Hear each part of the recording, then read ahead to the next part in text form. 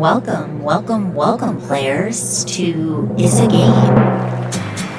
Is a Game podcast is a one-of-a-kind Q&A inspired by word association that invites you to get inside the minds of world-class creatives, entrepreneurs, and marketers worldwide.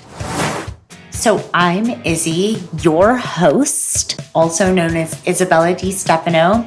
I've been in social storytelling and creative for over 13 years, launching campaigns you may have seen, like In Bed with My Calvins, Barbie Life in the Dream House, and Selfie by the Chainsmokers.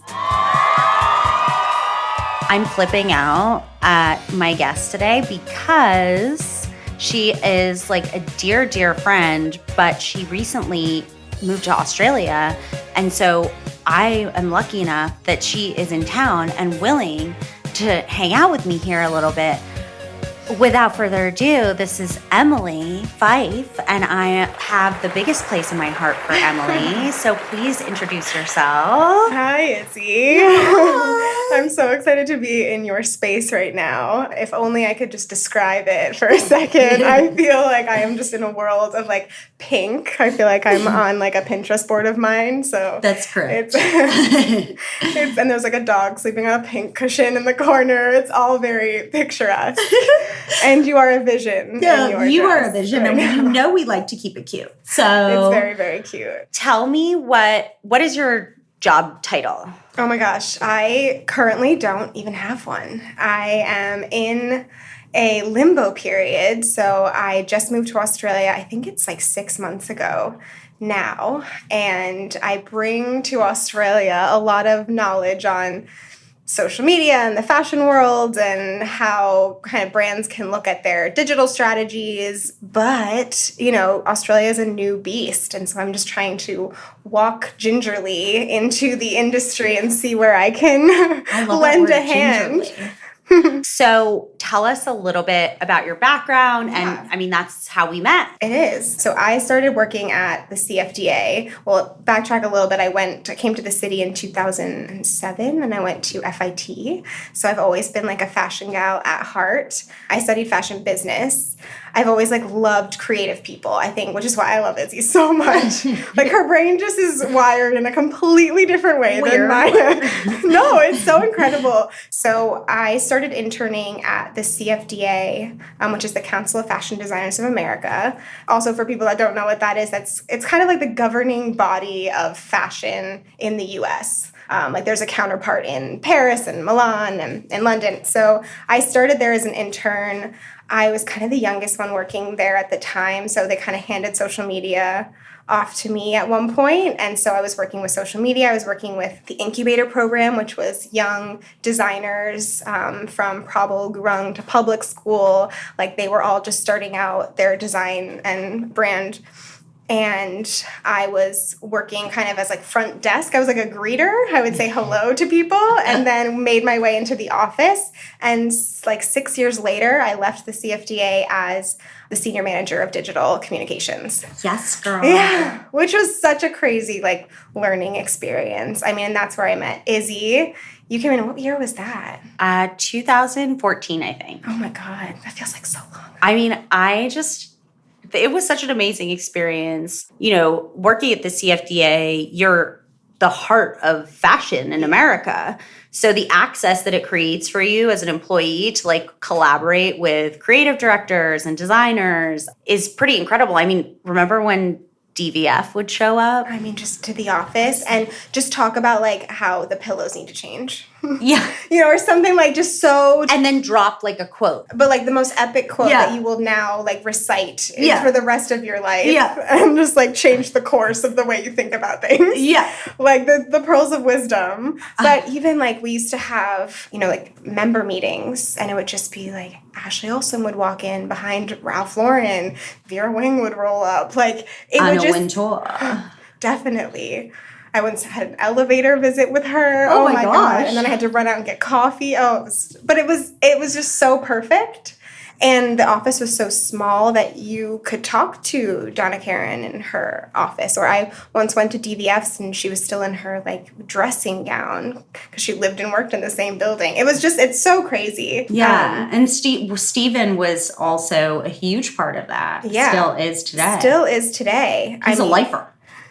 He is. No, he's such an amazing man. He is, and he's now like a pillar of the fashion industry. Definitely. And that's so incredible. And what they just announced that Tom Brown is the new chairman.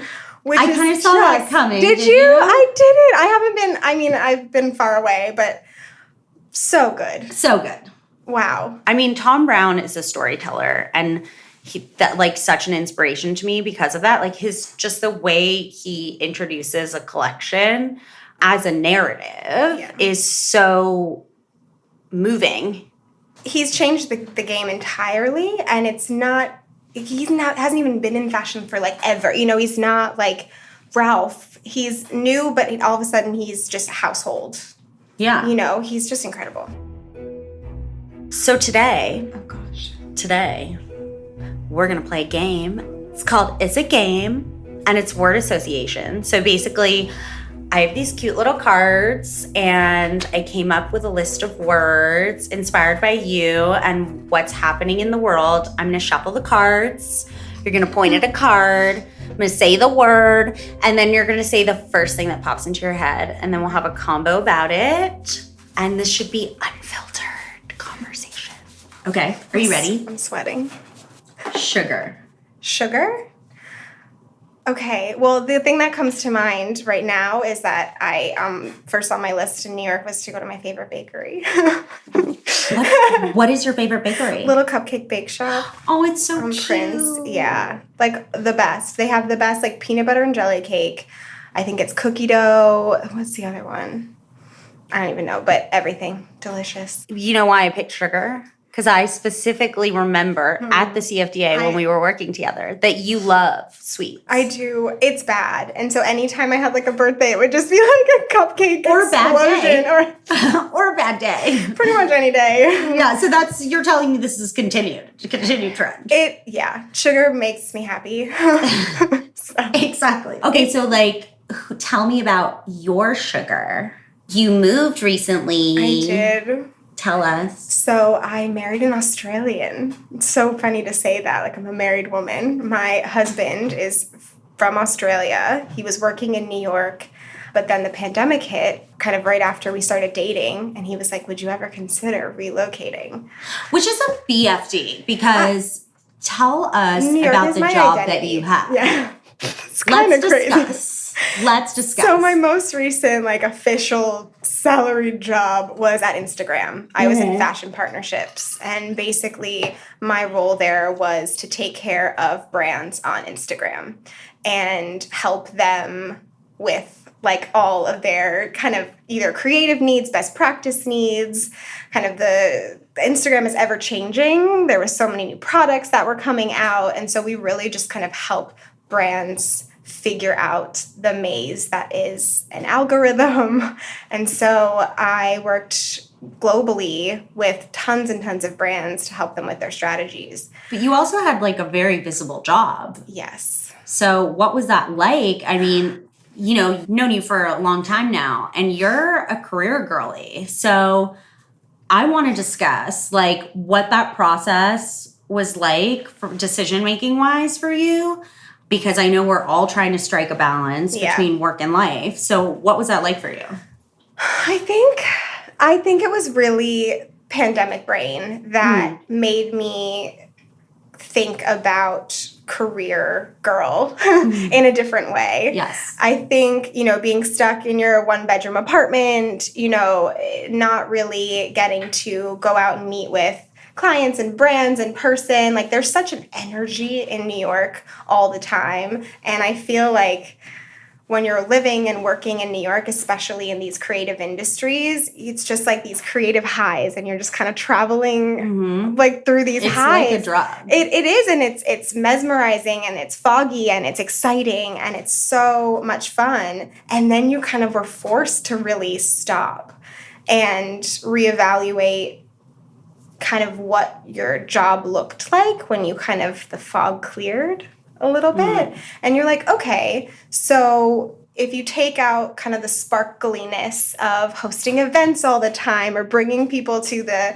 Facebook or now Meta offices and taking them to get gelato and taking pictures and talking about their newest campaign and what that could look like on Instagram or talking about the newest launch of Reels or anything like that, like that's all so exciting. And people just kind of looked at everything differently. All of a sudden, like, you know, everyone was working from home or people were laid off or, you know, people were reaching out to Instagram and to me, like, hey, we need help. It was just it was a different energy that was coming on the other end of my computer than it normally did. It was normally really positive, and then when the pandemic hit, it was kind of negative, and it takes a toll. People were scared. People were scared, or people were like, you should be doing more, or you know, or anything like that. And so anyway, so I think the kind of rose-colored glasses I got to take off for a little bit and realize that like, I could do something different. I've always lived in New York, you know, for the last 15 years.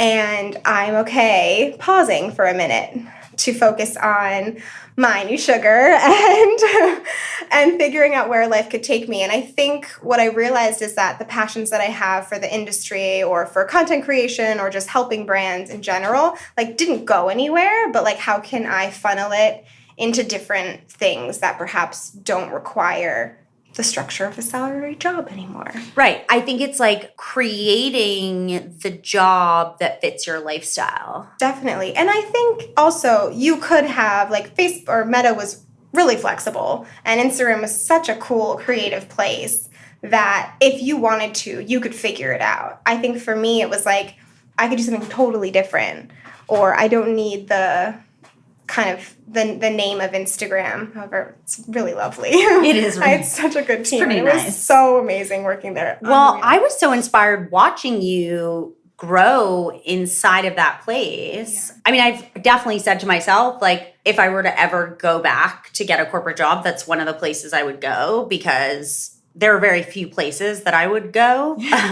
And it's one of them because you're like at the heart of the industry. Right? Absolutely. I mean, it was my dream job, Yeah. and I still pinch myself every day that I somehow landed it from my like fairy godmother, which is Eva Chen. What was it like working for her? It was, I mean, it was amazing. It was, I think, what's so amazing and about Eva, and I feel funny talking about her like this, so she's not here, but like, she has the respect of the industry, like, utmost, and the respect of everyone at Instagram. She's a badass. Beyond. I'm obsessed with her. She is literally Superwoman. Yeah. Unreal, the amount of, like, not only ideas that generate from her brain, but, like, what she gets done in a day and how she can, like, put out a fire 1 second, brainstorm another second, go home to her 3 adorable children another second. So cute. Like, oh my God. Her family is so cute. They're beautiful. Goals. It's unreal. Plus have like an incredible fashion sense. Oh, I'm just like trying to j'adore. be mini Eva every day. What a rewarding experience. I've also wondered, do you think that, and this is more like going out to the younger professionals listening to this right now, do you think it's important to have gotten that sort of corporate experience to be able to go out on your own? Absolutely. I think also what's so important about like working in those different places and having that experience is the network that you kind of get with it. I think it is about what you know. I don't like the saying, like, it's not about what you know, it's about who you know. It's both. It's both. That's It true. is very much both. You can do, like, I came into the fashion industry not knowing anybody, as a lot of people do, you know, and you just build up a network, especially of people your age who have the same passions. And now you can take those passions and, like, turn them into an Instagram account and showcase to the world like what that passion looks like. And we were just talking about that. I did that on Tumblr back in the day. Oh my Yes, goodness. she was a Tumblr girl. Oh my gosh. Wait, what was your Tumblr? I don't Come on. Girl Meets City. Girl Meets, is it still alive? I don't think so. I mean, if it is, then it's dormant and it could have been hacked We're by going to now. check it out. We're going to investigate. Oh, no, we're not. Well, okay, is Tumblr Anyway. coming back? Because for a second it was. For a second, I swear What it was. happened? I don't know. Where are they? It should come back. Right? It was so incredible. It was kind of like, we were MySpace people too. Like, were you MySpace? I mean, who was I wasn't? MySpace? I know. You were everything. mean, I love MySpace. I saw that Instagram is considering putting music. Profile songs. I love that idea. Me too. A lot of pressure, but like, wow. Wow. Like, you would work so hard on figuring out what that song should be. I mean, I wonder if Mark just like went to bed one night and was like, had a dream about MySpace Tom. And was like, Tom told me to add music to the profile. I don't know. This is where my mind goes. I mean, top friends is like kind of like close friends. yes. I mean, there's a lot of parallels. There's a lot of parallels. But I think like with all this evolution, it's just like the need to be able to share, like have an outlet. And whether that comes in your Tumblr or your MySpace, your Instagram, your TikTok, your YouTube, it's just like people needing an outlet to connect with people that just aren't. Where is that for you now? My outlet? I mean, it's really exploring Australia as my outlet right now. So it's IRL outlet. It is. It's waking up in the morning. I live within a 5-minute walking distance to the beach. Like, I've never, like, that's insane. I don't even like the beach. But, like, we were talking about this the other day. It's beautiful. It's beautiful, but, like, I'm impatient. And, like, we're both, like, high anxiety we are. people. We are not chill. Not chill. That's what we're talking about. Beach life is chill. It's chill. The way that they kind of look at life and their jobs and how, like, they prioritize different things is just the opposite of what we did. Yeah. We're like, we're high strung. Yeah. We're like too much caffeine. We're vibrating. Yeah. Like, Yeah, exactly. Like 15 coffees a day. And granted, huge coffee culture in Australia, but somehow they still remain chill. I don't know. Are they smoking a lot of weed? Like, what's no. going on over there? And they're not. They're not. No. Is it all the surf? Maybe. It's like the ocean breeze. Like there's something different in that air.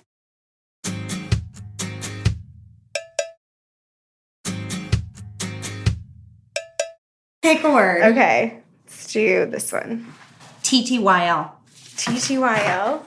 You don't even know what it is? I mean, I know what it is. What was the first thing that popped into your head when I said TTYL? I mean, honestly, Winnie the Pooh's Tigger, but that's Tell me why. I don't know. Didn't he say like ta-ta for now, TT? Oh. So TTF what characters like Winnie the Pooh, like cartoons and stuff, inspired you as a kid? Oh my gosh. I was pretty girly. Like I was always like, I was the one that was like reading American Girl dolls. Love. And then like, into the Barbie phase. And then what else did I like love? Like read The Babysitter's Club, like Babysitter's little sister. So I have like a very funny relationship with movies.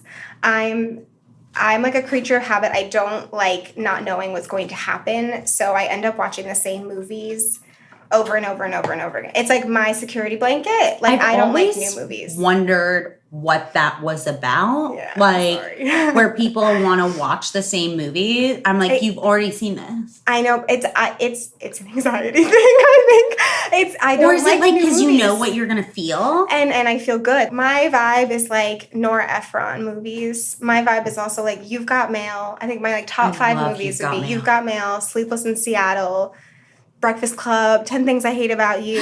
10 Things I Hate About You is the like Notting Hill, like just like the feel good movies. Those When are Harry Met Sally. These are really good I know. selects, and I have an interesting relationship with movies because I have such a short attention span. I like very rarely can make it through a movie. I also Says the podcast host. I don't like movie theaters. Like, I don't understand. Like, why would I want to go into a pitch black room that probably gets cleaned like once a month and sit like this close to another person Stranger. as they like spill their food on? That is not like, no. I'd rather watch it at home. However, that's how I watch most movies because I'm on a plane and you are that close to someone. So how long is the flight to Australia? It's like 20 plus hours. So walk us through, like, what does one do on a 20-hour flight? Well, it depends if you're normal or not. So, Okay. So tell me like the Emily version. The Emily version is she gets stuck in a window seat and she's really upset about it because then she doesn't want to disturb anybody next to her. So she doesn't pee for 16 hours. For 24 hours. Yeah. Oh my God. Emily! I'm so bad. It's Yeah. What activities do you do on the plane? Like, how do you keep yourself busy? Let's see. I brought the Anna biography. I haven't read it yet, but I have it. Well, so fun fact. This is quite embarrassing. I had a blog when I was younger or in college called Dear Anna Wintour. What? I did not know. I know. This. You know, it's funny. Not a lot of people know, but you know who does know? Stephen Kolb. He knows. And Has he told Anna? I hope not. But I had one, and you know, the weirdest thing is when I was writing in it, I was writing in as like, Dear Anna, like I'm standing outside the CFDA Awards because I was just a fashion fan. And I ended up working the CFDA Awards like years later. Or I stood outside, and this is so creepy. They had like a new members party. So every year when CFDA would induct new members, an older member, a more established member of the CFDA would host a welcome party. Like, hey, newbies, like welcome. It was at Tory Burch's apartment, which is incredible. Reed Krakoff's apartment, which was unreal. You know, DVF, Donna Karen, Vera Wang. And I like literally like stood outside those parties. Just like hoping to like get a glimpse. In conclusion, follow your passions Absolutely. and interests. And be interested. I mean, I got my CFDA job when I was sitting in a coffee shop talking out loud about like the industry, and a guy sitting next to me and my friend was like, do you guys go to fashion school? And I said, yeah, like he's like, what are you guys up to right now? We're looking for internships. And he asked us like, what kind of internships would we like? He was a professor at Parsons. And he knew the executive director of the CFDA. He sent an email on my behalf saying, hey, to Lisa Smiler, actually, who still works at the CFDA. I know. Lisa is like the most incredible human. She's the coolest. She's also just the warmest person. Kindest. Her hugs. Yeah. She gives the best hugs in America. Really okay? Like maybe the world. Like it's true. And she's also just such a great connector. Like, you know, she just knows so much about the fashion world. And everybody loves her. How could you not? Yeah. And so she got an email from this professor, and it was like, hey, if you guys have any internships, she's really interested. I think that really speaks to the fact that if you're interested in a certain industry or area of something that you want to do, first of all, be vocal about it. Absolutely. Like, don't Speak it into existence, because it actually works. And I don't, you know, like, it really does. Like, I was like, I want to be in New York. I want to work in fashion. I thought I wanted to be an editor for a minute. I quickly did not want to be an editor. But I wanted to work for a collective of designers as opposed to one brand. I wanted to see the inner workings of the fashion world and see, like, what interests me. And when I researched CFDA, like, I was like, how does this exist? This is so cool. And literally met a guy who knew someone, like, at a coffee shop. I'm telling you, like, things happen for a reason. And I think that really speaks to the fact that also you used your resources, right? Whatever they may be, like your blog at the time, to express what you wanted. Like you said, talk it into existence. Absolutely. I mean, literally, my Dear Anna Wintour blog said, I will be at the CFDA Awards with you, Anna. Oh, so lame. And it happened. That's crazy. And I think, like, obviously the unknown is scary. And, like, when I started off and I didn't know what the fashion industry really looked like, you just kind of assume the worst, or again, that could be me. But, you know, you just assume that it's going to be really hard, or that you're never going to get there, or you're not good enough, or any of those things. But you just kind of keep making one step at a time.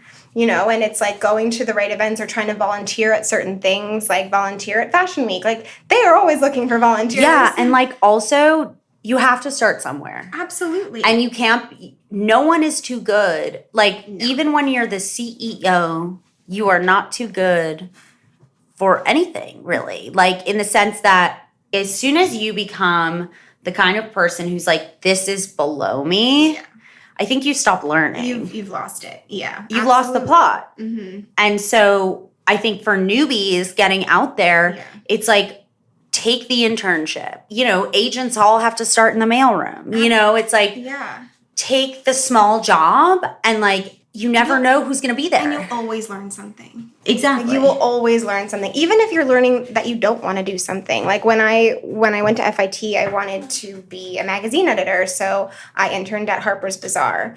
I quickly learned that I don't want to be a magazine editor. However, tell us why. No. However, like, I was in the fashion closet, which is, it's a tough place for an intern. Yeah. It's a lot of just like you're getting a lot of things in and you're sending a lot of things out, and you need to make sure that everything on the list is in that container. And, or else you lose your job. It's like, you get yelled at a lot. yeah. And I learned the entire New York City subway system by having to go drop off Marc Jacobs samples at Spring Street or the Garment District for Calvin Klein, or, and all of a sudden I felt like I knew this underground language of like where all these people worked, and like, oh my gosh, how many cool creative things happen in this like Ralph Lauren office, and you just like get this whole like new appreciation for the non-glamorous side of fashion that makes it all work. Makes it all happen. Yeah. So at the CFDA, what did you learn leaving that you didn't know going in about the industry? Like just one thing that you learned from having that perspective on it? Because I think it's very different from working at a brand. Well, I think, because the favorite part of working at the CFDA was working in the incubator and with the CFDA Vogue Fashion Fund, which is basically both programs foster emerging designers. And the industry is small. And you learn that everyone wants everybody to succeed. Like, that makes the industry do well. Like, if one designer does well, that's helpful and hopeful, And so it was a lot of designers like, oh, you need this? Like, okay, here's who I used. Or they would come to the CFDA and they'd be like, I don't know how to write a P&L. And the CFDA would be like, okay, let's find you an expert. Or, or anything like, or Fashion Week, or like, hey, we don't have enough money to do XYZ. And the CFDA would be like, okay, we'll either find you a sponsor or maybe we'll sponsor a space. And, and so there's just so much helping each other out. And it's small. And so it's like, it's really, it's very it small. Is, it's really small. Everybody knows everybody, like in a good way and in a bad way. And in the good way, because, you can look at people in fashion's resumes and they've gone to like 10 to 15 different brands all of a sudden, where, an old school mindset is like you find a place and you stay there forever. Yeah. And like, that's just not how the fashion world works. No. Creative people get bored easily, and they want to be challenged. And as soon as they kind of figure out one place, they can go to another place. Well, I mean, don't get me started on creative directors and CMOs. Like, first of all, they're the first to get blamed when the stock price tanks. Like, for sure. I mean, it's known that the CMO is like the most highly rotating job there is. And it's obvious as to why. Yeah. And it's such a visible role too, so it's like easy to blame. Absolutely. But to your point, like, creatives need to mix it up. It's like Raph was at Calvin and now he's at Prada and he is killing it. Yeah, he is. He's obsessed with everything. I want it all. One day. But that's also like speaks to working environment, trusting the creative person at the helm, then him trusting or her trusting the team underneath them too. Like, there's so much synergy that needs to happen to create a collection, market it, and make it successful. And like, if one of those kind of cogs is broken or not working well, like, it can be a disaster. Yeah, and that's true. Trust is it's so important in interpersonal relationships and in work relationships too. Because when there's a breakdown in trust, it breeds a lot of toxicity. And a lot of self-doubt. And then you think, and it's not necessarily, just so we're clear, like, trust isn't always lost because the person's untrustworthy. Not at all.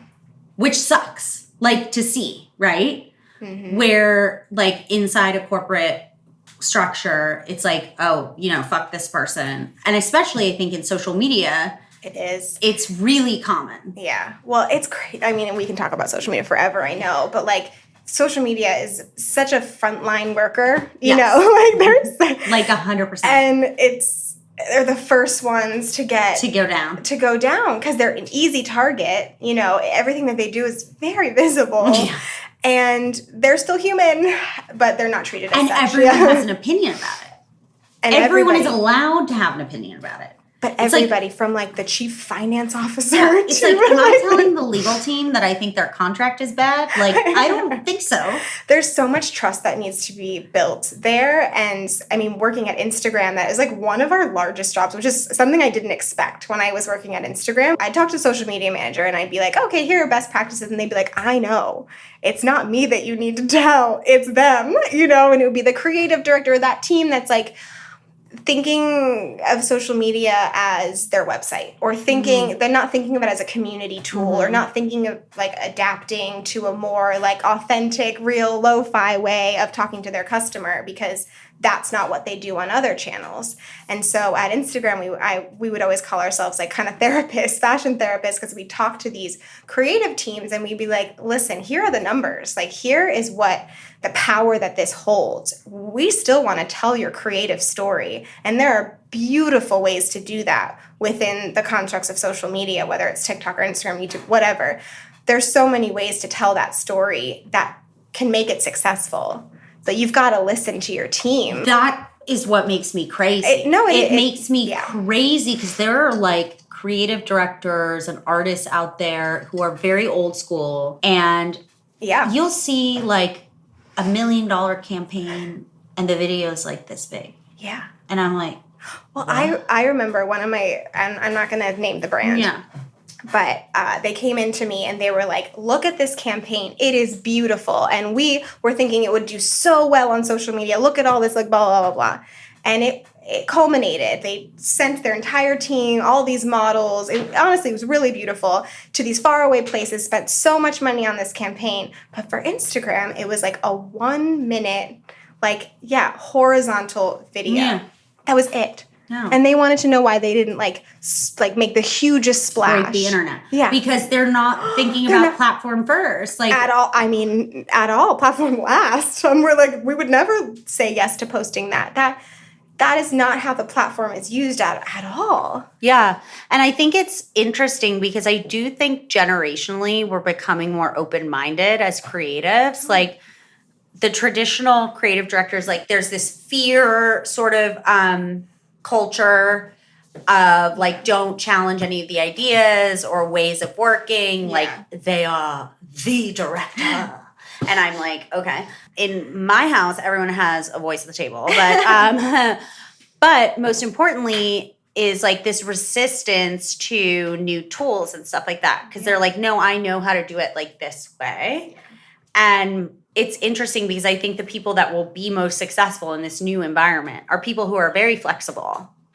Like, their skills are very malleable. And people that trust their teams. right. You know, trust their teams to take that vision and execute it in a way that's actually going to make that splash or break the internet or whatever they want.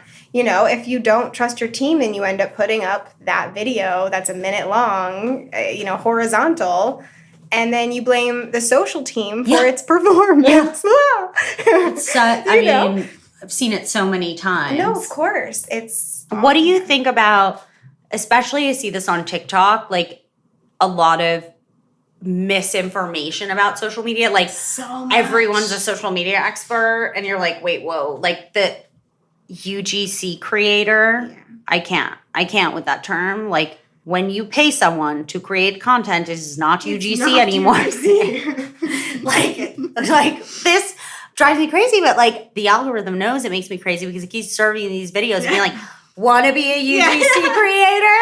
I'm like, no, I want to anyways. No, it's interesting because when I was at Instagram, we'd get a lot of emails being like, I saw this posted, and it would be like, the top 3 rules to follow if you want to go viral on Instagram, and they'd just be wrong. They would That's just what I be mean. blatantly wrong. And then, it would be the ones that are like, hey, you're not seeing my content because of this. And it would be wrong. And it would be wrong. And it's like, maybe it's bad content. Yeah, exactly. Like, it's not that interesting. And that's something that's really hard to say. yeah. It's really hard to tell somebody, whether you work at Instagram or whether you work at the brand, that their content is bad. And if you, we don't talk about this a lot, but it's, people would be like, I'm following best practices, I'm doing all these things, and I'm still not getting anywhere. How do you tell them? Like, what do you say in that situation? Well, I think the way I would approach it is like trial and error. Like, you know, what we would say if something works well, like do it again. Do it again, do it again, do it again. Evolve, of course, but do it again. Whereas like if something you're doing isn't working, that abandon. means you have to do something else. Yeah. Like, Not abandon, but do it differently. Do it differently. Think about it differently. Like obviously, or turn to your audience. Like I'm always like, how can you not be speaking to these captured audience that you have? Like the brand that I was working with in Australia, like has 100,000+ followers, and their engagement's really low. And so what do they do? Why don't you ask your followers? Yeah. You have a captured audience that clearly has, you know, subscribed. That's so true. Like we were working with this brand maybe a year and a half ago now. And we were like, oh, we want to introduce like interactive elements on stories, like polls Absolutely. and quizzes and stuff like that. And they were like, well, we did a poll before and like 3 people responded. I'm like, 3 people responded. Yeah, that's Like, great. that's a great place to start. Yes. And you will see that if you just continue doing it, don't get discouraged because only 2 people responded to your No. poll. That's still 2 people. That's still And those 2 people each know 100 people or 1,000 people. Or that's a whole concept of Facebook and Instagram is like that network effect. So it's like you have to be grateful for the community you have and nurture the community you have. That's and how it talk to grows. them. Yes, talk to them. And look at what the best people are doing in the industry Of as course. well.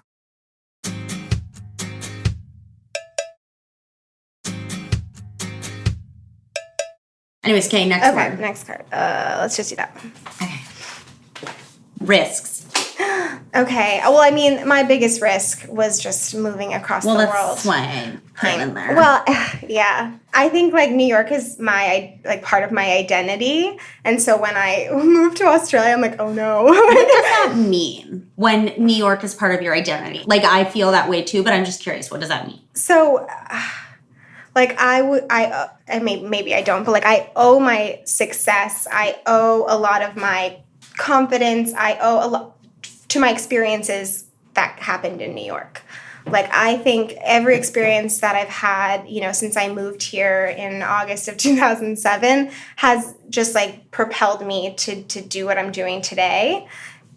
And I'm so grateful for it. And I give it a lot of credit to this like incredible city because I was able to, you know, volunteer at Fashion Week and I lived in the city, so I just had to commute 10 minutes. Mm-hmm. Like it opens the doors to so many things when you're just like part of the city, and the city like really embraced me, or I really embraced it, and it helped me kind of become who I am in so many sense of the words, whether it's dating in New York City, which could be a whole other episode. I don't even You know? know. However, I loved dating in New York City. I mean, you were a dater. I was a like you dater. were a really good dater. Like when we would have our love little dating. catch-ups, you were always dating. I'm like, I don't know. Like some Just weird shit's happening. New York, people in New York are fascinating. Fascinating. They're so fascinating. And I think even when you have a bad day in New York, and I've had many a bad days in New York, you still learn something. And as long as like you can put it in perspective, it's still what, you know, kind of puts you on your path. You know, like plenty of terrible things have happened in New York City, but like it's still the fabric of us. And anyway, so that's why I kind Resilience, of say, right? Definitely. Like resilience. It's like, I definitely think the attitude in New York City is like, you fall down, you better get the fuck back up. yeah, or someone's gonna What are step you on waiting you. for? Yeah, exactly. Or like a rat might come and walk on or you. like poop on you. Like it's like yeah, the rat situation has gotten out of hand. I heard. It's gotten out of hand. They're massive. They're everywhere. They're eating pizza. That's cute though. No. Okay. I'm not into the rats. I'm not into the rats. I think they need to go. I mean, yeah, sure. Here you are thinking they're cute. Not cute, but like I was lucky enough to never have like a rat in my apartment or anything. Like if you're outside, like I don't know, there's a lot of weird things outside in New York. Yeah, rats it's getting are, like, weirder too, just FYI. But like rats are like the least of my worries. They're the least of your concerns. That's Yeah. true, especially today. So what advice would you give to someone who wants to move to New York and have that experience? Do it. Just do it. Just Like how? Just the get over here. There are plenty of people looking for roommates in New York, especially with the cost of rents right now. Like, just figure out a way to get here, and that's whether it's like looking at Facebook groups of people that want to move or like taking a class. Like my first, I grew up in New Jersey and not very far from the city, but I actually didn't come to the city that often. My first like real immersion was I took a class at LIM. You know that fashion school? Yeah. It was like a magazine class when I thought I wanted to be an editor.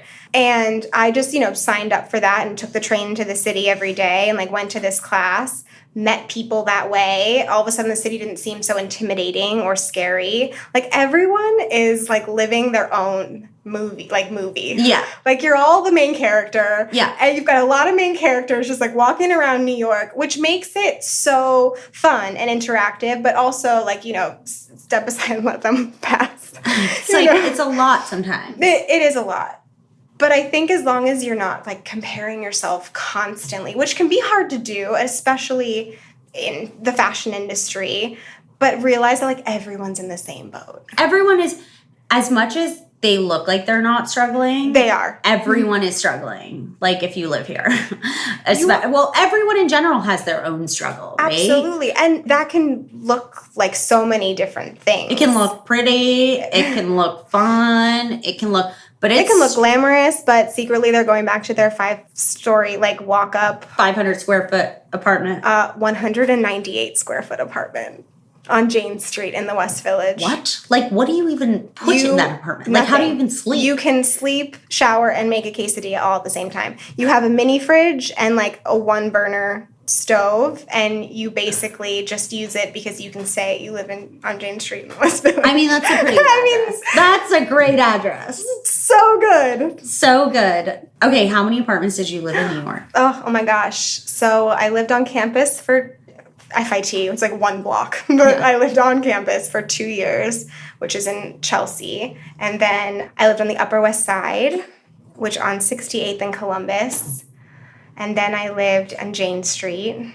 Is that your favorite spot that you lived? Well, so then I moved. So when I was at FIT, which was on 27th Street between 7th and 8th Avenue in Manhattan, and whenever I have like a bad day, I would, call your mom and walk around the streets of New York. Yeah. Crying, laughing, saying like, why is everything so hard? Screaming, exactly. Why? And I would always end up on 22nd Street. And that's just because it's the prettiest street, I think, and I'm biased, but in New York. And I just loved that street so much. 22nd Street on the west side. And I would just walk up and down. So when I stopped wanting to live with roommates or living in 198 square feet, I was like, I really want to live on 22nd Street. So I just stalked Street Easy, and I found an apartment on 22nd Street. And I then lived there in different apartments on that street for 6 they should name the street years. after you. Yeah. Like, seriously. Anyway, so that's my, like, magic spot. That's your sweet spot. Yeah. I lived on 21st Street between 6th and 7th. Okay. I mean, it was fun. Good. No, that's a good spot. Actually, fun fact, I had a roof party for Cinco de Mayo, and the Chainsmokers DJ'd. It was really fun. That is good. That's a fun really fact. Fun. It was a great time. That's kind of a New York moment. It is a New York moment.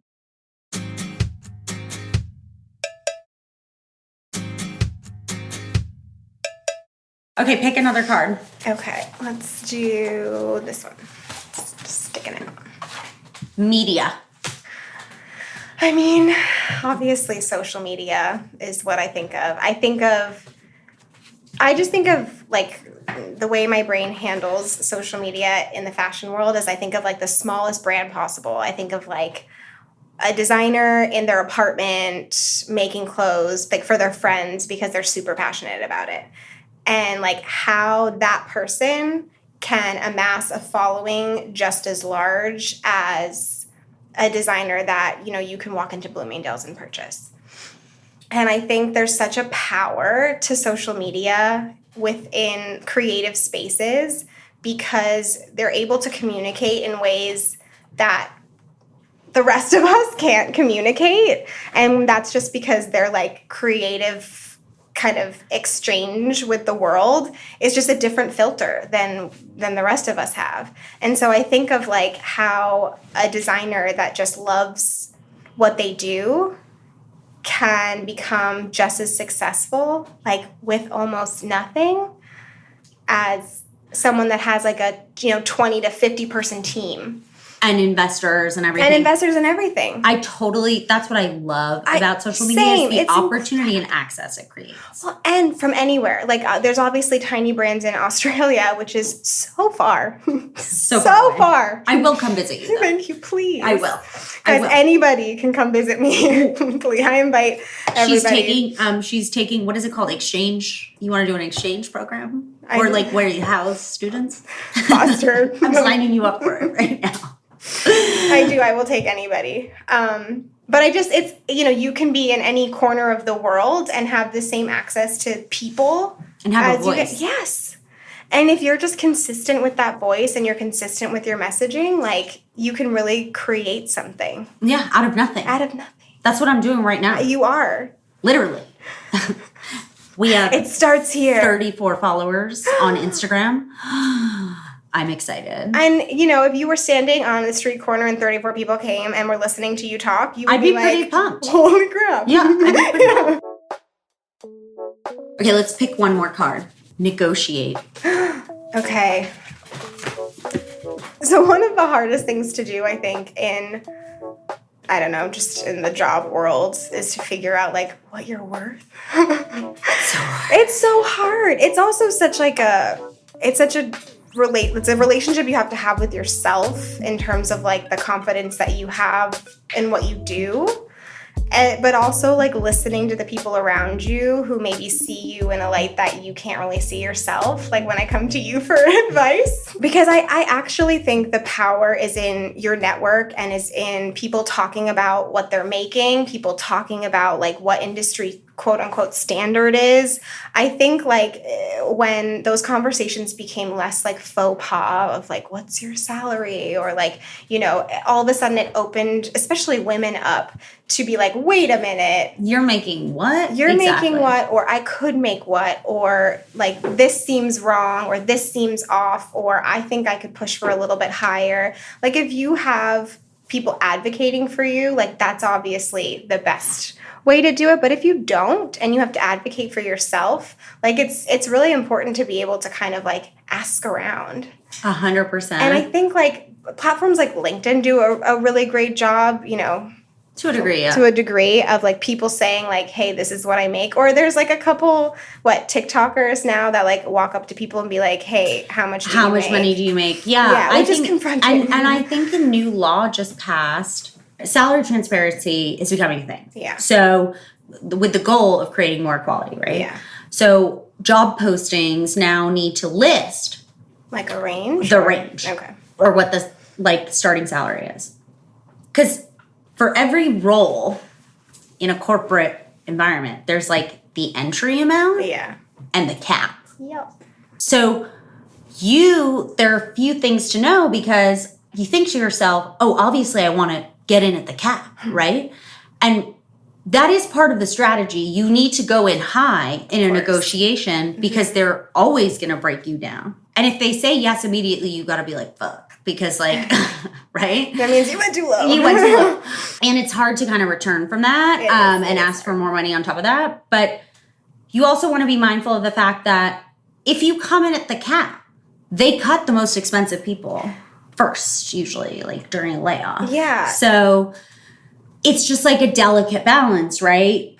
I think also just, like, knowing from the other side of, like, a fashion company that's like, okay, now I have to start hiring. We know that the range is, from 90 to 110, and everyone's obviously going to ask for 110. They already know that. They know that that's what people are going to come in as. So they're going to use, obviously, what they have to, like, talk against it. So if you come in with, like, 4 years experience, but they're like, oh, that was on the lowest end, so you would be matched up with the lowest part of our, like, salary bracket. So you have to kind of see ahead, because you have to have an answer to that. And there are plenty of answers to that.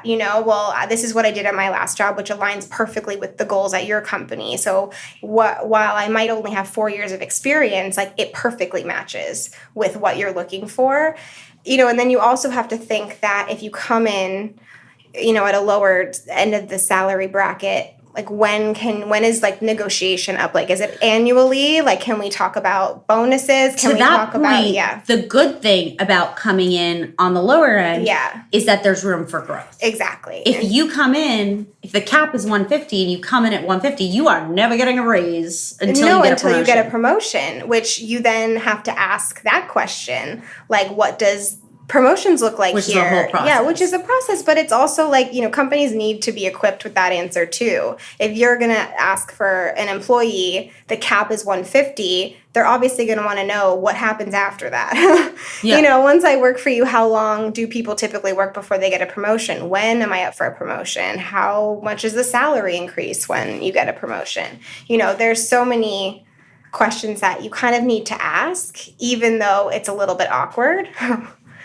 But you just got to get over it. Tell me about a bad negotiation experience that you had. That's a good question. So I've had really good.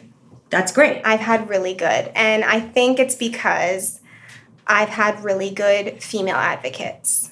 Because, as you know, like, I'm not one. I'll be like, yeah, I'll do it for $3. Yeah. Yeah, sure. Like, and someone has stepped in and be like, no, she won't. Yeah. No, she didn't. Yeah. Yeah. And been like, wait a minute. Like, that your experience brings this. And so I've actually had not only friends, but like, just like people in similar positions to me be like, you can ask for more.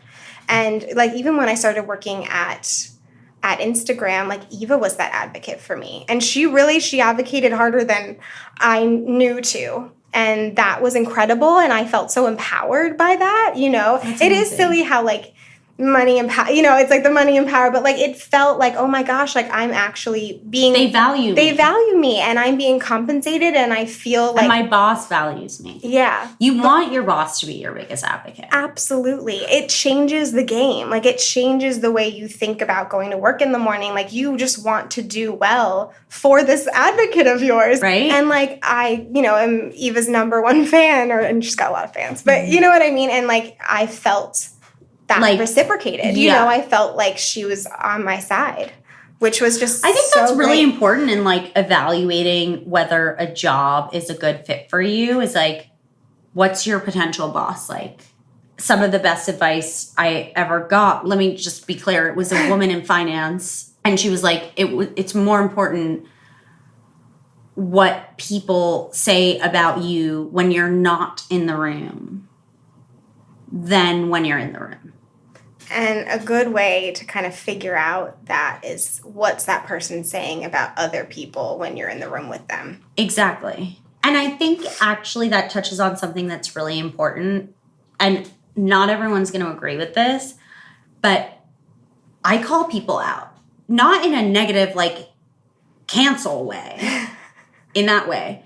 I mean, like, if you have shit on your face, I'm going to tell you have shit on your face. If you ask me if I think this video is good and it's not good, I'm going to tell you it's not good. If Emilie were to go out onto the internet and start streaking for no reason, I would call her and be like, Emilie, what's up? Like, what are you doing? Doing it for the likes. Yeah, like, what is going on there? Because I think we have to look out for each other. Absolutely. Especially in these careers, where it's all about you, like putting yourself out there. You know what I mean? Yeah. We make a lot of mistakes. You need other people in your life to be like, no. Absolutely. Don't do that. And like help you course correct or help you amplify in different ways. Like, it's, yeah. Did Eva course correct you on anything? Of course. All the time. Give me one story. Well, I think, for me, it's like my confidence is, and especially working at a place like Instagram, is quite intimidating. It's really intimidating. And I think everyone is so intelligent. Like, I've never been surrounded by so many intelligent people in their own little, weird ways. Like, they're not only so creative, but the way that their brains work, I just felt like I was wired differently. And I think the way that kind of Eva handled me was to, like, okay, here's the platform. Like, maybe I wouldn't carve that out myself and be like, excuse me. Like, she'd be like, Emily, like, now you go. I saw that actually. Yeah, or whether that was me like standing in front of a group of 1,000 people, because she knows the answers to all these questions, but then she'd be like, oh, Emily, you can answer this one. And she knows I can, because I love answering people's questions about social media and Instagram. But I would never be the first one to kind of say something, and she would, punt it over to me and be like, you go. I think that's another really important point, right? Is absolutely. Like giving other girls opportunities, or people. It doesn't have to be just a woman thing, but it's not at all. But like, I think if you see someone's talented and bright, and like you get this kind of opportunity all the time, why not give it to someone else? Yeah, who deserves it. She's really great at that. Not like Eva fangirl. I could see that. She's really great at that. What I saw, I really like value that, and I think that's amazing. Yeah. Okay, I have a few rapid fire questions before we finish. Got it. So, first question is, if your life had a tagline, what would it be? Oh my gosh. Okay, this is kind of lame, but I think my tagline would be like, lead with love. Oh, I love that. I think just because, like, I feel like if you're coming from a good place, good things happen. If you're entering something and you're kind of just like looking to get ahead, or, you would kind of step on people to get there, like your intentions might get the better of you. Place, yeah. And it becomes really transparent really easily. And I feel like if you lead with love or kindness, like, it's such a better way to be, like, your, true self. I think authenticity is so important. Totally agree with you. But I'm not going to lie, because that's my philosophy, too. And I think it's also a reason why we get along. But people will fuck you over. Like, 100%. They will fuck you over. Like, you will get hurt. But I think that's why if you kind of always come from that place of kindness and, like, everyone else is gonna, like, everyone's gonna mess up, it's you as well. But if you're coming from a good place, like, that's the only thing you've got. You've got your intentions, you've got your actions, your words. You did your best. You did the right thing. Exactly. I really like that. Yeah, you can't say that for everybody, but no. So what's your superpower? I think I've got a really great ability of, like, seeing a 360 of what's in front of me before it happens, and, like, before something happens. And then when I kind of make friends, I can see it for them as well. And so I feel like I try really hard when I'm, like, with my friends to be like, hey, like, I'm seeing this, so let's help you. Like, let's do this. Like, let's try to, like, step in. You have really good intuition. I think so. I think it's served me well so far, and that's why, like, my parents would always say this is so lame, but, like, I have no plan B. I'm just, like, plan A, because I just go with it. Way. So what advice do you have for young people who want to get into fashion? So, I think about this a lot because I do mentor, like, young students, like, coming out of school, but I think there's one thing to have a passion for fashion. Shoot me. Oh my God. Passion for fashion. Remember that one.